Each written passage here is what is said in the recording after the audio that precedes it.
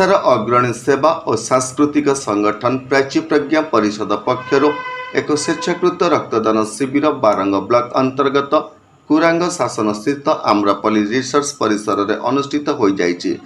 एही परिप्रेक्षी में आयोजित एक सभा समाजसेवी जयश्री महापात्र, आध्यात्मिक स्तंभकार श्री सन्यासी जी रश्मि रंजन सेठी, ओलटपुर आईआईसी प्रियरंजन नायक, सत्यरंजन महांती प्रमुख अतिथि भाव जोगदे रक्तदाता मानक उत्साहित करने सहित परिषदर यह महान कार्यक्रम को भूयसी प्रशंसा करथिले। Madam Jayashree Mohapatra, member district legal services authority, director of legal service. Madam आज आसते आमरपल्ली रक्तदान शिविर को कौन समाज पर बार्ता समाज पे यही बार्ता जे रक्तदान शिविर को जो मैंने आसी से महत् कार्य कथार कहुए रक्तदान महत् दान धर्मर स्पिरिचुअलिज्म एक्सटेंड यहाँ कहते स्पिरिचुअलिज्म लाइन में आम ध्यान जप धारणा करवाटा यहीटा हूँ सब बड़ जिन जोटा धर्म को जय कला भाया लगे। धर्म गुरु नुह आम धर्म को जय करुँ तो जहाँ एम सब कर प्रत्येक वर्ष करती यहाँ गोटे आग प्रत्येक पीढ़ी को प्रेरणा दे चले रक्तदान कले बहुत लोग से उपकृत होती यहाँ करवा उचित। अपार्ट फ्रॉम दैट मुझे निश्चित भाव में कहबी रक्तदान को दान करते कि रक्त को लेकर खेलतु नहीं केवे कहीं रक्तर खेल रक्तर होली खेले जीवन सब विपन्न होता है। तो रक्तदान महापुण्य बोली भाविक प्रत्येक अक्टोबर 2 में जहाँ हुए यहाँ तो मुझे भावे मु कि पुण्य कर आसिक छिड़ा आई समस्त को भावी समस्त श्रेय अच्छी।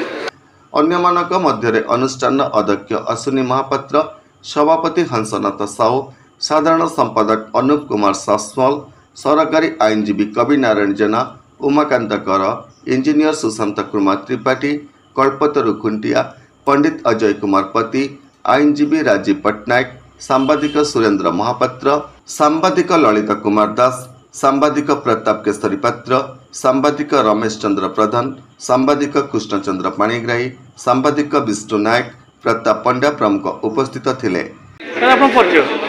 अश्विनी कुमार महापात्र, अध्यक्ष प्राची प्रज्ञा परिषद। सर आज जो रक्तदान शिविर अनुष्ठित होती है बदल कौन कहिए?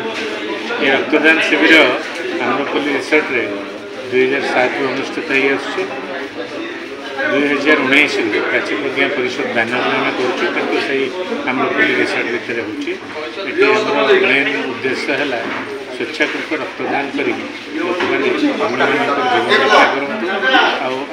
सरकार हाथ सुदृढ़ करूँ रक्तदान कर। आज शिविर केते रक्त समृद्ध हो प्रति वर्ष शताधिक रक्त संग्रह हुए। ए वर्ष 100 अधिक रक्त संग्रह। दिलीप कुमार बेहेरा, अरुण कुमार साहू, डॉक्टर भिकारी साहू, कैलाश चंद्र पात्र, विश्वजीत बेहेरा, धीरेन्द्र साहू, कैलाश चंद्र साहू, सुमित्रा दास, मनोरंजन दास, सुबोध प्रधान, अब्दुल बारी, राधेश्याम महांती, चिन्मय महापात्र, चंद्रमणि प्रधान, ब्रह्मानंद महापात्र, चंद्रमा परिडा, उमाकांत पृष्टि, वर्णमाली जेना, सरोजिनी आचार्य, दिलीप बारिक, प्रदीप कुमार साहू, सनातन पृष्टि, विद्याधर नायक प्रमुख सहयोग करथिले। सुशांत कुमार त्रिपाठी जड़े रिटायर्ड एग्जीक्यूटिव इंजीनियर इलेक्ट्रिकल। आज जो रक्तदान शिविर आम्रपल्ली अनुष्ठित कौन कहे? आमर ये तो नुआ नहीं, यहाँ प्राय 10 वर्ष है चली आसी। आज गोटे आम विश्वास करें ना टी आम परिवर्तन कर ये रक्तदान शिविर नुहे, ये मनीष जीवन बंचेवा शिविर। जड़े लोक जो गोटे रक्त दौची मु भावी जड़े गोटे रक्त गोटे लोक बचुची ना गोटे रक्त 3 जन बची पार्टी।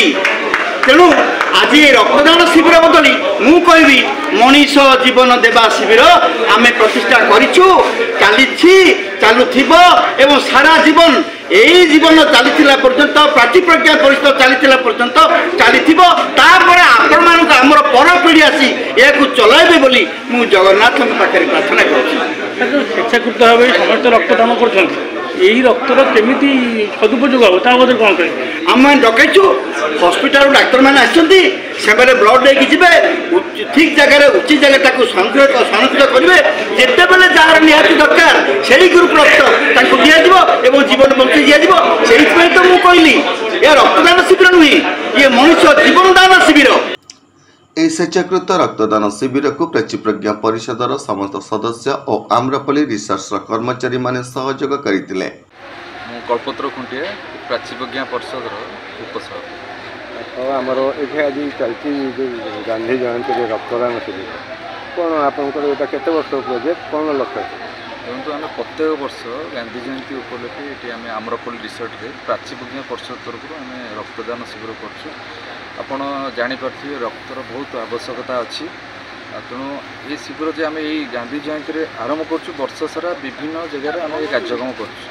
ତେଣୁ ଆମକୁ ମଧ୍ୟ ସେତିକି ଉତ୍ସାହିତ ଲାଗୁଛି ଯେ ଏ ଯେଉଁ ପରିମାଣରେ ଆମର ପ୍ରତ୍ୟେକ ବର୍ଷ ବଢ଼ି ବଢ଼ି ଯାଉଛନ୍ତି ରକ୍ତଦାତା। ଆମେ ଏହି ଶିବିରକୁ ସେଣ୍ଟ୍ରାଲ ରେଡ୍ କ୍ରସ୍ ବ୍ଲଡ ବ୍ୟାଙ୍କର ଡାକ୍ତରମାନେ ପରିଚାଳନା କରିଥିଲା ବେଳେ 95 ୟୁନିଟ୍ ରକ୍ତ ସଂଗୃହୀତ ହୋଇଥିଲା ବୋଲି ମତବ୍ୟକ୍ତ ହୋଇଥିଲା।